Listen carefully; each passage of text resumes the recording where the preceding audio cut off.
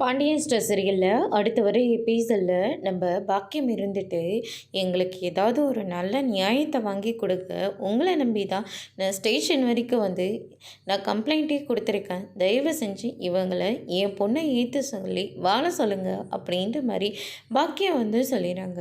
அதுக்கடுத்து தான் இன்ஸ்பெக்டர் இருந்துட்டு சரவணன் கூப்பிட்டு டிவோர்ஸ் கேஸை வாபஸ் வாங்கிடுறியா அப்படின்னு சொல்லிட்டு கேட்கவும், ஒரு நாளும் அது நடக்கவே நடக்காது. தண்டனை கொடுக்குறது இருந்தால் எனக்கு கொடுங்க, என் குடும்பத்தில் இருக்கிறவங்க எல்லாத்தையும் விட்டுருங்க அப்படின்ற மாதிரி சொல்லிடுறாங்க. டிவோர்ஸ் கேஸை நீ வாபஸ் வாங்குறதா இருந்தால் இவங்க கேஸை வாபஸ் வாங்குறதா சொல்கிறாங்க.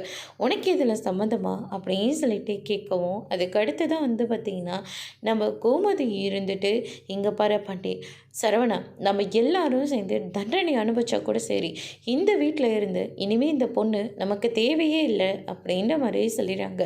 செய்யாத தப்பை எப்போ நம்ம செஞ்சுதான் சொல்லி போலீஸ் ஸ்டேஷன் வரைக்கும் வந்தாங்களோ, இனிமேல் அந்த குடும்பத்துக்கும் நமக்கும் இருக்கிற உறவு முடிஞ்சு போச்சு.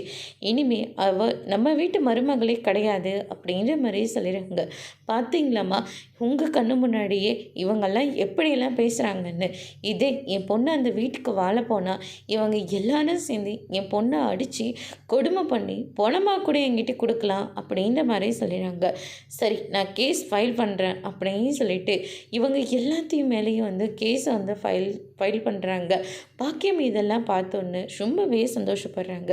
பாண்டியன் ரொம்பவே அதிர்ச்சியில் இருக்காங்க. அதோட பிரம்ம முடிச்சிருக்கு.